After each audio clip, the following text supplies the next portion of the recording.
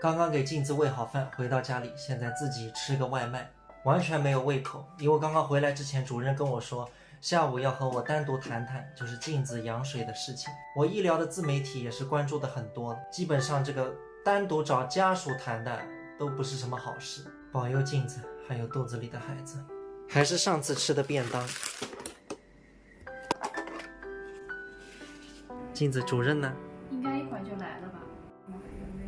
我们自己 B 超底下再看一看啊，是吧？这种 Later， 谈话结束了，刚刚回到家。总的来说，医生和我说，就是镜子处于高危，很多专业术语我也听不懂，反正他的羊水是不达标，正常是80优秀，那么之前入院是79，结果这次只有53。医生说先给他挂水，补几天水，如果下周还不达标的话，就直接剖出来。没办法，婴儿出来只能进保温箱，只能保佑他们平安了。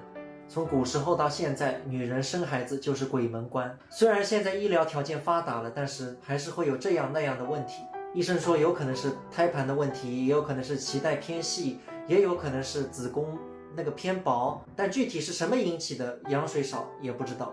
唉，如果要进保温箱那也没办法，只能一起面对了。然后医生还和我说，如果下周就抛出来的话，那马上要去给他办新生儿的医疗保险，因为如果住保温箱，我们出来是可能35周不到一点，可能要住1个多月，住1个月的话可能要3、4万，所以如果没有保险的话，费用会很高。我个人的感觉啊，现在稍微有一点点后悔，生孩子生得太早。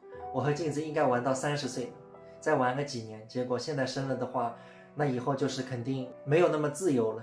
而且养孩子真的不容易，虽然还没出来，我已经感受到了各种不易。